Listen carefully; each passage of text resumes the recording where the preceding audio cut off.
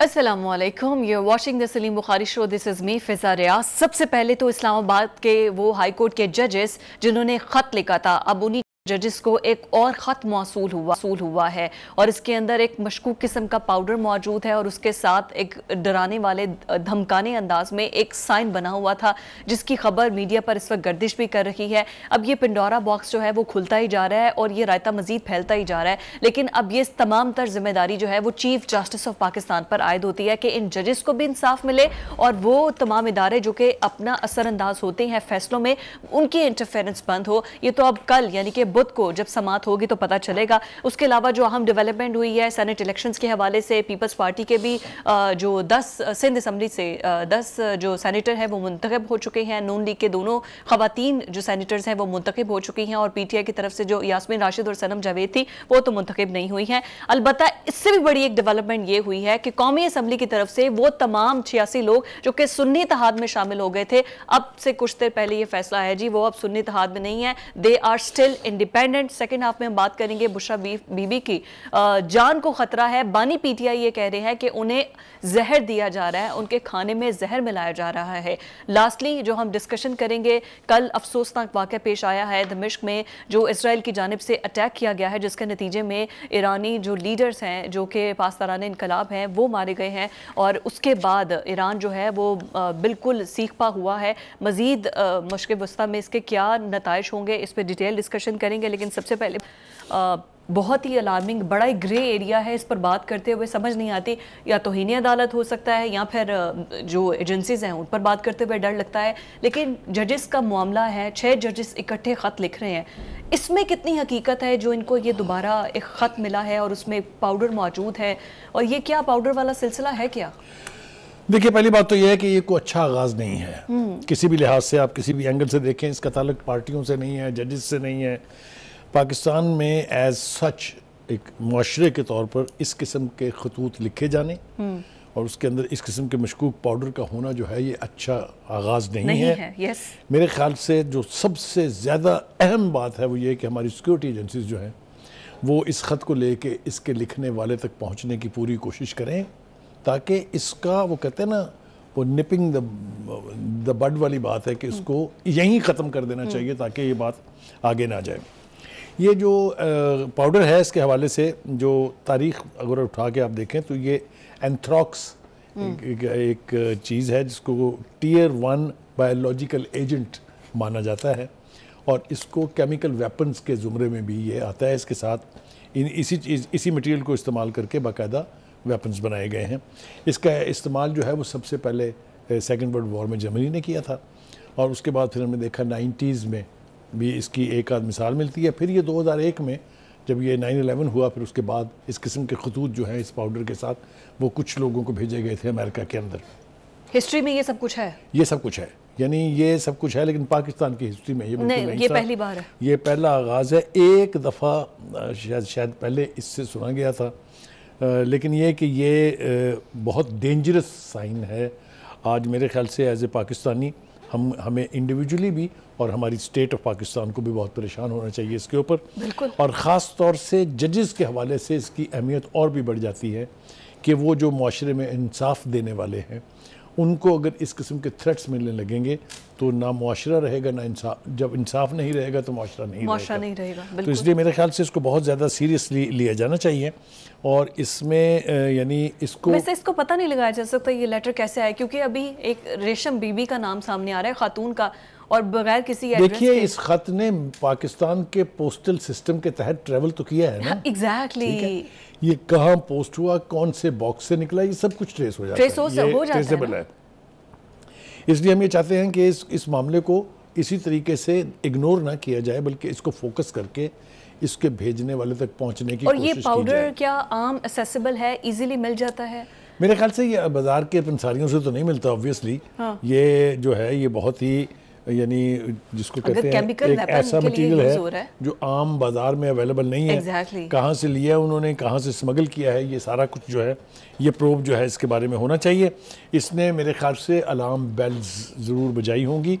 इसको जिस तरह हम सीरियसली डिस्कस कर रहे हैं, मेरे ख्याल से the power that be the state organ जितने भी हैं उन सब ने आज इसके ऊपर गौर व गौस किया होगा और हम तवक्को रखते हैं कि जल्द पाकिस्तानी अवाम के साथ शेयर किया जाए ये कि इसका कौन है मूजद, कौन इसके पीछे है, कौन लोग हैं जो इस पूरी यानी साजिशी मैं कहूँगा इसके पीछे हैं, इस पूरी एपिसोड के पीछे। क्योंकि जैसा मैंने कहा कि ये रवाज अच्छा नहीं है। ये हमारे यहाँ जिस तरह के जराइम्स होते हैं, चाहे वो कच्चे के डाकू हों, चाहे वो ब्लैकमेलर्स हों, चाहे वो जो भी हों, उनके लिए ही एक हथियार का काम देगा अगर इसका कला कमा ना किया गया। तो मैं फिर एक बार बड़ी शिद्दत के साथ ये कहूँगा कि इस मामले को दरगुजर करने की बजाय इसका पता लगाना चाहिए कहाँ से ये चला, क्यों चला, कैसे चला, इसका ऑब्जेक्टिव क्या था। बिल्कुल ठीक है। और पोस्टल सिस्टम जैसे आपने हाईलाइट किया ना, बहुत इजी है। हाँ, मैंने कहा ना कि ट्रेसेबल है, किस पोस्ट ऑफिस से निकल के कहाँ पहली स्टैंप लगी थी, हाँ। ये सब कुछ ट्रैक रिकॉर्ड होता है बिल्कुल। और हो सकता है सेनेट के इंतखाबात की तरफ अगर हम आए आगे, जी वो जो देखें ये कोई बहुत ज्यादा हैरान कुन नतीजा नहीं है। मोहम्मद औरंगजेब है, चूंकि ये सारा कुछ जो है ये कंसीवेबल था और लग रहा था कि जो अहम कैंडिडेट्स हैं या जिनको जितवाने के लिए नॉमिनेट किया गया है वो जीत जाएंगे। मतलब किसी को डाउट हो सकता था कि वाडा साहब कैसे जीतेंगे, ना उनको कोई पार्टी सपोर्ट कर रही है, ना वो किसी पार्टी से है, लेकिन फिर वो देखा हमने कि सबको पता था वो जीतेंगे। तो वो इसके बारे में पहले वक्तों में कहा जाता था कि ये वो हुमा है जिसके सर पर बिठा दी जाए वो शहंशाह जो है वो बन जाता है। तो ये किसने बिठाई है ये हुमा इन लोगों के सरों पर, और कैसे ये सब कुछ हुआ है, हो गया है। They are all in the Senate. चलिए जी, अच्छा है, एक फॉर्म तो पूरा कंप्लीट हुआ है ना। लेकिन इसके साथ साथ नेशनल असेंबली, एक फॉर्म नेशनल असेंबली पे पहुंचने से पहले देखिए ये जो सेनेट है इसका इलेक्टोरल कॉलेज जब तक पूरा ना हो केपीके की तरफ उस वक्त तक ना चेयरमैन का इलेक्शन हो सकता है ना डिप्टी चेयरमैन का हो सकता है। उसके लिए तमाम फेडरेटिंग यूनिट जो हैं उनको चाहिए कि वो जो अपनी असेंबली को मुकम्मल करके और फिर वहाँ से वोटिंग कराएं। केपीके ने इसको डिनाई किया है, इसके बावजूद कि उनकी बहुत मनभाती चहीती जो पेशावर हाई कोर्ट है उसने कैटेगरिकली उनकी दरखास्तें उठा के फेंक दी थी और कहा था कि नहीं, ये जो इलेक्शन कमीशन ने फैसला किया है ये प्रिवेल करेगा, और उसके साथ हुक्म दिया था कि आप इनका हल्फ लें फौरी तौर पर। इसके साथ फिर इस as a follow up election commission ने भी फिर इसी तरह का नोटिफिकेशन जारी किया और स्पीकर केपीके असेंबली से कहा कि आप इजलास बुलाएं और इनको यानी हल्फ उठाने दें ताकि ये इलेक्शन में हिस्सा ले सकें। लेकिन वहाँ स्टेड फास्टनेस है दो मकाम पर। एक स्पीकर साहब, उन्होंने एक तो जो इजलास हो रहा था उसको जल्दी से मुलतवी कर दिया, और सीएम साहब और दूसरे जो है सीएम साहब जिन्होंने कहा कि हम तो ऐसा होने नहीं देंगे। वो ललकार रहे हैं एक फेडरेटिंग यूनिट होते हुए सेंटर को, मरकज को ललकार रहे हैं। उन्हें चाहिए कि वो थोड़ा सा होश के नाखून इसलिए लें कि एक आइन के तहत ये मुआशरा चलता है, ये मुल्क चलता है, उसके अदारे चलते हैं, जो आइनी अदारे हैं उसमें आपकी नाराबाजी जो है उसका कोई फ़ायदा नहीं निकलेगा। माजी में भी जिन्होंने नाराबाजी की थी इन्होंने ख़ुद भी नाराबाजी करके देख लिया ना, जब इन्होंने असम्बलियाँ तोड़ी थी तो जो नारे लगाए गए थे वो जो हैं वो पाए तकमील को नहीं पहुँच पाए ना। तो इसलिए इनकी तरफ से जो रेजिस्टेंस है और जिस तरह के बयानात हैं, मैं एक मिसाल आपको दूं, उनका कि गैर आइनी व गैर कानूनी तौर पर मुंतखब होने वाले लोगों को हल्फ नहीं लेने देंगे। ओ भाई, जब पेशावर हाई कोर्ट ने ऑर्डर कर दिया, जब इलेक्शन कमीशन ने ऑर्डर कर दिया, तो इलीगल कैसे हो गए? ये मानते भी नहीं थे ना कि हम मानते नहीं है वजीर आजम और वजीर आला उनके साथ खड़े होकर तस्वीरें भी ले रहे थे। के और अकल के नाखून लेने चाहिए। अब आ जाए जनाब नेशनल असेंबली की तरफ। ब्रेक की तरफ हमने जाना है। एक अच्छी बात तो ये हुई कि जी उमर अयूब साहब ने चूंकि दरखास्त दी थी कि मुझे आप बना दें स्पीकर, अपने लीडर ऑफ द अपोजिशन, वो उन्होंने बना दिया है, लेकिन साथ ही एक धमाका भी कर दिया है। स्पीकर साहब ने तो नहीं किया, चूंकि वो जो असेंबली का अमला है, जो सेक्रेटरीट है, उन्होंने कहा है कि जी ये अपने आप को सुन्नी इत्तेहाद भी नहीं कहलवा सकते, इसलिए कि सुन्नी इत्तेहाद ने इलेक्शन ही नहीं लड़ा जी, और पार्लियामेंट में उनका कोई बंदा नहीं है। लिहाजा वो उन्होंने कहा कि जी आप दोबारा से आज़ाद हैं। तो मैं सोच रहा था कि मैं इसके ऊपर कैसे रिएक्ट करूं, तो फिर मुझे ये पता चला कि देखिए पीटीआई का सफ़र देखिए कि अपनी हैत खो के खुद अपने हाथों वो सुन्नी इत्तेहाद में जम हो गए। वहाँ भी फिर उनकी बात दाल नहीं गली और फिर वो सुन्नी इत्तेहाद से एक बार फिर आज़ाद हो गए। यानी वो कौवा चला हंस की चाल अपनी भी भूल बैठा कि माँ था कि ना ही पीटीआई रही ना सुन्नी इत्तेहाद रहा, फिर आज़ाद। नहीं, उसका हल बताया इमरान खान ने। वो कह रहे हैं ग्रैंड अलायंस बनने जा रहा है। आगे हमने उसी इशू पर बात करनी है। चलिए जनाब कर लेते हैं वो जो ग्रैंड अलायंस पार्टियां देखेंगे उसमें कौन है।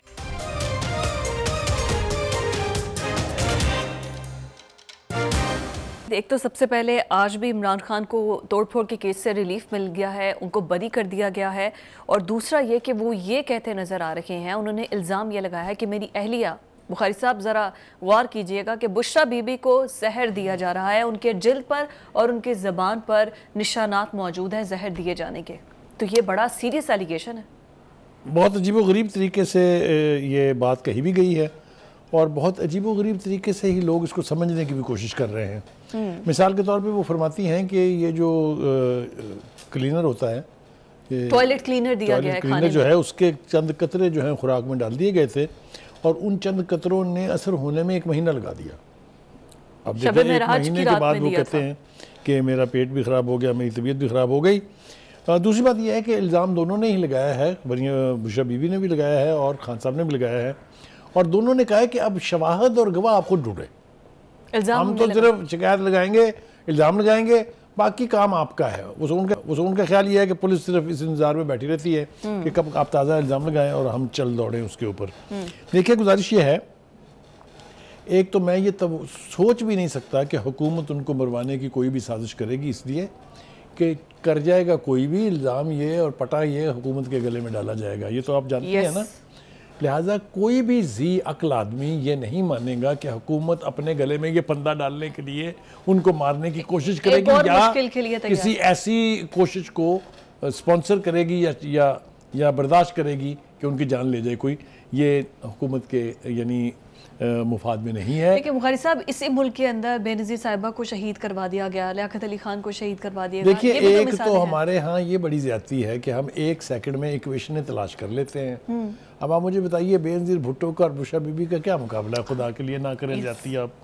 ठीक है, अभी तो उनके ऊपर इस्लामी कानून के तहत मुकदमा जो चले, इतना ही है कि वो फर्स्ट लेडी थी और वो पहली खातून प्राइम मिनिस्टर थी। जी जी, मैं आ रहा हूँ। असल में ये इसका पस मंज़र क्या है, हाँ, वो बयान करना बहुत ज़रूरी है जी। बहुत शदीद ख्वाहिश है बुशरा बेगम की भी कि वो अडयाला जेल मुंतकिल हो जाए। उसके पीछे लोग इसको डिफरेंट तरीके से इंटरप्रेट करते हैं, ये मेरी इंटरप्रिटेशन नहीं है। कुछ का ख्याल ये है कि चूँकि पार्टी के दूसरे धड़े और उनकी फैमिली के लोग यानी बहनें, उनको एक्सेस हासिल हो गई है बहुत ज़्यादा और बुशरा बीबी बैठी रहती हैं वहाँ बनी गला में। वो चाहती हैं कि नहीं, मैं खुद इसको मॉनिटर करूँगी, क्योंकि पार्टी की क़यादत का भी मसला है। कुछ लोगों का ख्याल ये था कि बुशरा बीबी अपने पास रखना चाहती हैं ये, कुछ का ख्याल ये था कि फैमिली की बहनें जो हैं वो पार्टी की क़यादत अब संभाल लेंगी अपने भाई की गैर मौजूदगी में। हैविंग सेड दैट, ये जो तिश्नगी तो शायद इज़ अ बैड वर्ड, लेकिन ये कि जो जल्दी है मुंतकिल होने की अडयाला जेल में, इसके हवाले से अदालत में भी गए हुए हैं, आपको पता है, दरख्वास्त दी हुई है कि वहाँ रखें। अब बनी गला में जो घर है और अडयाला जेल में सिर्फ एक फ़र्क है कि दोनों इकट्ठे हो जाएं। अच्छा, बस बाकी तमाम 5 स्टार फैसिलिटीज़ तो आपको पता है हुकूमती खर्चे के ऊपर जारी हो सारी हैं अडयाला जेल में।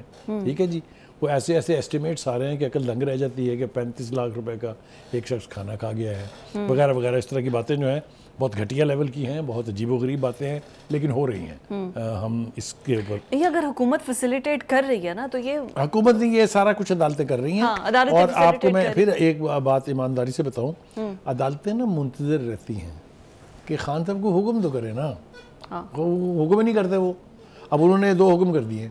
एक तो उन्होंने कहा कि ये बंदा ढूंढे कौन है जनाब, ये तो मारना चाह रहे हैं कोई इसको, बुशरा बीबी को। दूसरा अपने उन्होंने ये कहा कि देखिए मेरे पर भी, यानी बुशरा बेगम ने ये भी इल्ज़ाम लगाया है कि खान साहब को भी जहर वार देने की कोशिश की गई, कोशिश की जा रही है। ठीक है, ये मौक़िफ़ की पेशरफ़्त तो नहीं थी। आगे आगे आगे चलने दीजिए मुझे। और देखिए क्या मासूम ख्वाहिश है कि इसका टेस्ट आप शौकत खानम के डॉक्टर आसम, क्या नाम है जिनके, डॉक्टर आसम यूनुस से, यानी आपको गोलियां लग जाएं, लीगो मेडिकल केस बन जाए, तो आप वहाँ 170 मील से या 150 मील से वज़ीराबाद से वापस भागते हैं शौकत खानम आके मुआयना कराने के लिए।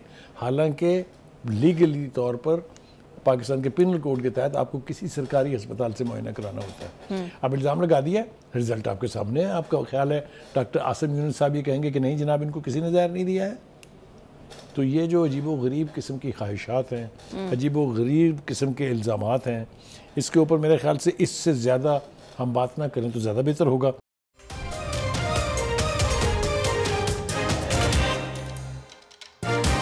ये बात मैंने आपको बता दी है कि खान साहब को फैसिलिटेट करेगी कोर्ट हर मामला जो लेके वो कोर्ट में गए हैं, चाहे वो पेशावर हाई कोर्ट है, चाहे वो इस्लामाबाद हाई कोर्ट है, उनकी ख्वाहिशों का एहतराम किया गया है। Exactly. और हमें फिर ये पता चला कि वो good to see you, God bless you type रिवाज अभी भी अदालतों में मौजूद है। बिल्कुल ठीक हो गया। लेकिन मुखर्री साहब, वैसे ये बात आपकी ठीक है कि हुकूमत कभी भी नहीं चाहेगी, बल्कि इतना तो शायद बाहर उनको सिक्योरिटी या चीज़ें फैसिलिटेट ना किया जा रहा होता जितना इनको जेल में किया जा रहा है कि अपने गले में कौन फंदा बांध देगा अगर इन दोनों को कुछ हो गया तो। ग्रैंड डेमोक्रेटिक अलायंस ये एक बनने जा रहा है, ग्रैंड अलायंस करेंगे और उसमें सारी पार्टियों को शामिल करेंगे, ये कह रहे हैं। वो जिन पार्टियों का नाम है ना जी, उनसे ग्रैंड के अलावा कोई और लफ्ज़ ढूंढना चाहिए। वो ग्रैंड श्रैंड तो कोई नहीं है। उनमें जमात इस्लामी है, MWM है, बलूचिस्तान नेशनल पार्टी और पश्तूनख्वा अवामी पार्टी, हाँ। ये हैं ग्रैंड अलायंस। तो बन जाएगी तो वो देख लेंगे क्या होगा। ये कितनी मिला के कितनी सीट्स होंगी इनके पास? सीटों वीटों का तो हाल बहुत बुरा है, उस तरफ ना जाएं। हाँ। लेकिन ये है कि अगर आप ग्रैंड अलायंस बनाना चाहते हैं तो बिल्कुल आप बनाएं, कोई रोक नहीं सकता आपको, ये आपकी अपनी स्वाबदीद है। लेकिन काश आपने ये ख्वाहिश की होती, जो मेन स्ट्रीम पोलिटिकल पार्टीज़ हैं वो उनके साथ किसी के साथ मिलकर अगर आप अलायंस बनाते तो आज हुकूमत भी आपकी होती। अच्छा। People's Party as a last choice गई है मुस्लिम लीग नवाज के साथ। आपको याद होगा अच्छी तरह से कि बिलावल ने भी इवन जरदारी साहब इंतजार करते रहे उनका वो, लेकिन उन्होंने कहा था मैं हाथ नहीं मिलाऊंगा। ठीक है जी, वो हाथ नहीं मिलाएंगे तो फिर उसका नतीजा भी खुद ही भुगत रहे हैं। अब वो ये वैसे ये बात है, ये 86 के 86 जो इंडिपेंडेंट हो गए हैं, जैसे हमने फर्स्ट हाफ में बात की थी, ये भी इसी ग्रैंड अलायंस में आएंगे इंडिपेंडेंट। जाहिर है, नहीं वो जाहिर, मतलब वो तो खैर उनकी अपनी पार्टी के लोग हैं, चाहे जो मर्जी हम मतलब कानूनी तौर पर या आईनी तौर पर जो भी सूरत हाल हो, लेकिन हैं तो उन्हीं के लोग। लेकिन अब आप PTI के अंदर दो धड़े बिल्कुल वाजे हैं। एक असद कैसर साहब लीड कर रहे हैं जो खान साहब के जज्बात और उनकी ख्वाहिशात का एहतराम करते हैं, छोड़ेंगे नहीं, कल चलने नहीं देंगे, हुकूमत नहीं चलने देंगे, पार्लियामेंट नहीं चलने देंगे। और एक आखिरी बात जो एतबार से वो ये है कि खान साहब एक और मुकदमे में वो और उनके साथी जो हैं वो बरी हो गए, तोड़फोड़ केस तो एक एक करके जो मुकदमात हैं वो अपने ख़त्म होते जा रहे हैं। तो दूसरों के जब ख़त्म हुए तो कहा कि देखें जनाब लाडले आ गए हैं और पता नहीं कौन उनको बचा रहा है और कौन उनको ये कर रहा है। अपने बारे में कुछ अभी उन्होंने फतवा जारी नहीं किया कि ये सब कुछ किस खाते में हो रहा है। बिल्कुल ख़त्म तो हो रहे हैं केसेस, जहाँ पे उनको रिलीफ मिल रहा है वहाँ पे उन्हें रिलीफ मिल रहा है। आगे चलकर बात करेंगे कि दिमिश्क पे जो हमला हुआ इसराइल की जानिब से, उसके बाद आगे अमेरिका का क्या स्टांस है और अरब कंट्रीज़ का क्या स्टांस है।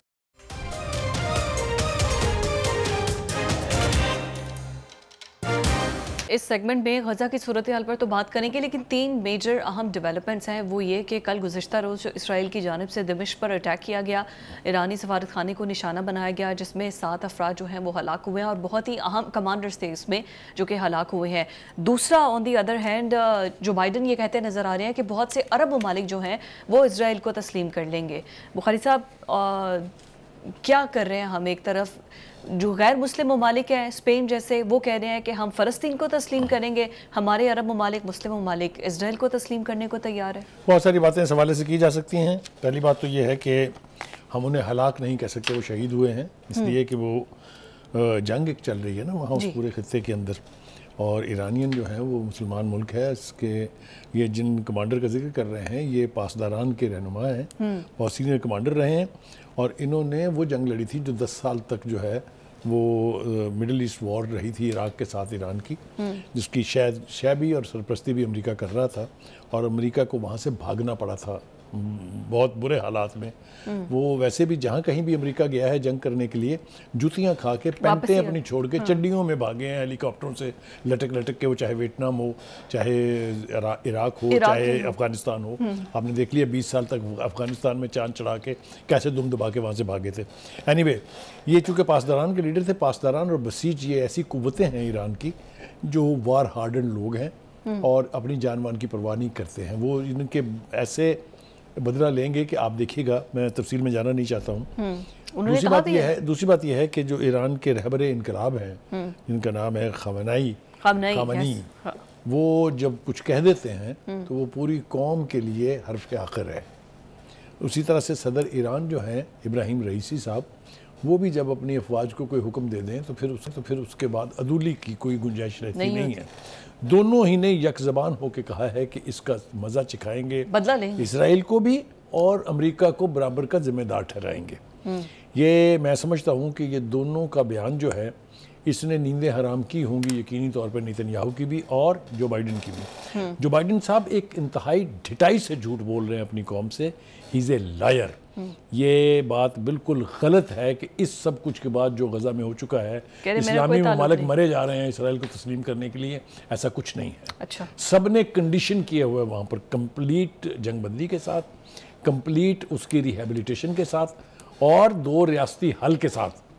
आप मुझे बताएं कैसे आप सोच सकते हैं कि इसराइल इसके ऊपर तैयार हो जाएगा? 2 रियासती, लिहाजा अगर वो तैयार नहीं होगा 2 रियासती हल के ऊपर, तो ये कोई मुसलमान मुल्क अब मजीद उनको, मुझे तो डर ये है कि जिन चंद मुसलमान ममालिक ने ये अहमकाना फेल किया हुआ है कि उसको तस्लीम किया हुआ है, उनको भी वापस अपने एम्बेसडर्स बुला के इनके एम्बेसडर्स को निकाल देना चाहिए।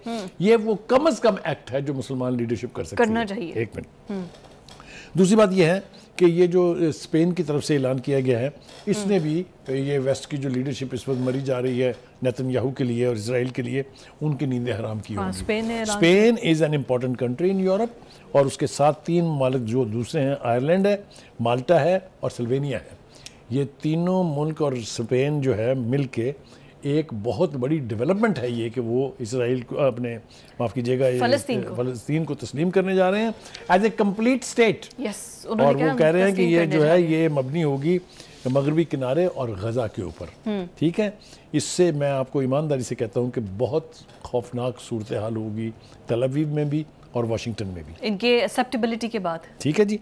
और दूसरी बात यह है कि इनका ये इसके ऊपर रिएक्शन दिया है इसराइल ने कि जी ये दहशतगर्दी को इनाम देने के मुतरादिफ है। आप जो कर रहे हैं वो इंसानी खिदमत है। हाँ। और वो जो कर रहे हैं, जो अपने आप को दिफा कर रहे हैं, अपने आप को एक बड़ी कुव्वत के साथ जानने के नजराने पेश कर रहे हैं, वो हमाकत कर रहे हैं। बस अकलमंदी और दानिशमंदी नेतन्याहू पे आके ख़त्म हो जाती है। हैविंग सेड दैट, लेकिन सर कॉन्सिक्वेंसेस क्या इनको पता नहीं होंगे? जिस तरह दमिश्क पे अटैक किए इन्हें, क्या इन्हें पता नहीं होगा? बार बार ईरान कहता रहा है कि हमें मत घसीटे वरना हालात बेकाबू हो जाएंगे। मैंने आपको शुरू में आगाज़ में इसीलिए कहा था, मैंने और इससे पहले चंद प्रोग्राम में मैंने ये भी कहा था कि जो कुछ हो रहा है इसके जो आने वाले इफ़ेक्ट्स हैं, आने वाले सालों में, महीनों में, अगर दिनों में नहीं तो वो बहुत खौफनाक हैं। इसलिए कि जो फ़लस्तीनी हैं वो सिर्फ गज़ा में नहीं बसते हैं, दुनिया के हर कोने में उसके लोग मौजूद हैं।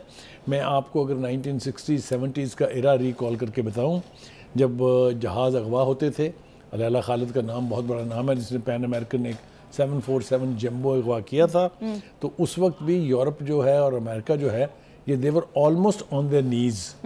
तो ये अगर दोबारा वही माहौल वापस लाना चाहते हैं तो मोस्ट वेलकम। उनको तो नजराने पेश करना उनके लिए तो खेल है। हाँ। वो तो जिस तरीके से आप देखिए निहत्ते, हाँ, कर रहे हैं। जिस तरीके से वो बॉम्बिंग, एरियल बॉम्बिंग, अपने टैंक बॉम्बिंग, सब कुछ को बर्दाश्त कर रहे हैं और रिस्क कर रहे हैं।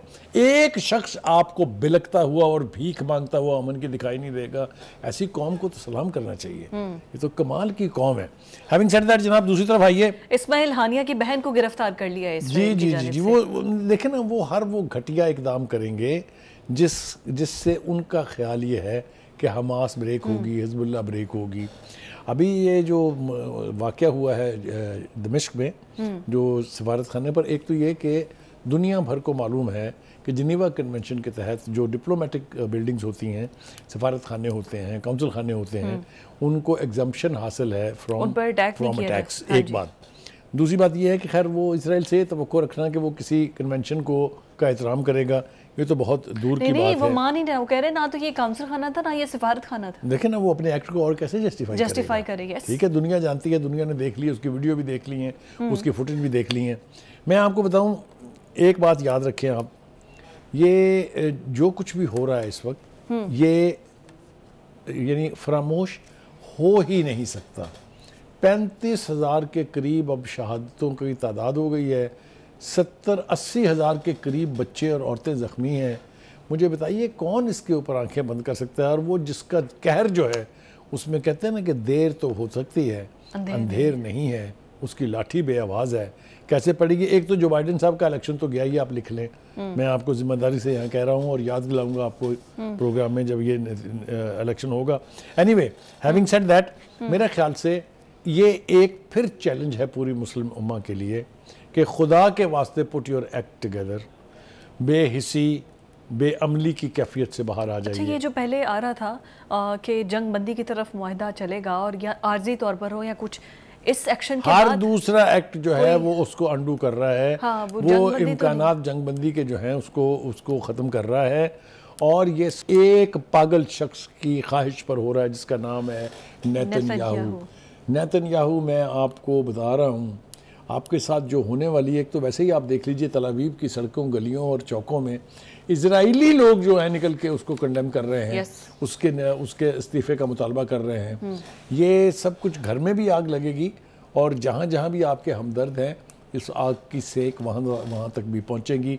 ये ज़्यादा दूर की बात नहीं है, मैं और आप अपनी ज़िंदगी में देखेंगे, इंशाल्लाह देखेंगे। और सबसे बड़ी बात ये है कि मजलूम फ़लस्तीनी वहाँ पर मौजूद हैं, बेयारो मददगार। हमने अपने प्रोग्राम में फुटेजेस दिखाई थी कैसे यूनाइटेड नेशंस के जब वो आ रहे थे पैराशूट के ज़रिए समंदर में उनको इमदाद फेंकी जा रही थी और उसको पकड़ते पकड़ते कितने लोग शहीद हो गए थे। वो पंजाबी ज़बान में कहते हैं ना कि अत खुदा दो वैर है। इसमें मुझे लगता है कि इसमें बड़ा ना सर शर्म से झुक जाता है कि हमारे मुस्लिम ममालिक भी कुछ नहीं कर रहे हैं, वो भी साथ नहीं दे रहे। वो रोना हम मुसलसल एक तसलसल के साथ रोते चले आ रहे हैं कि वेस्ट अभी भी रोते कैसे हैं। साथ और खड़ा है। मेरे ख्याल से दूसरे मुल्कों को कहने से पहले हमें खुद अपने मुल्क की तरफ भी झांकना चाहिए। इनको भी शर्म दिलानी चाहिए कि खुदा के वास्ते ऐसा ना अपने जो मुस्तकिल मंदूब है उनके बयानात तक ना रहे, रहने दे, आगे कोई अमली इकदाम भी करें। यहाँ आज भी मैं आपको बता रहा हूँ कि अगर आप वॉलंटियर्स मांग लें फलस्तीन तो बहुत लोग निकलेंगे। बिल्कुल ठीक है बुखारी साहब, प्रोग्राम का वक्त बिल्कुल खत्म हो गया। Thank you so much Bukhari साहब। नाज़रीन, ये था हमारा आज का प्रोग्राम। अल्लाह हाफिज़।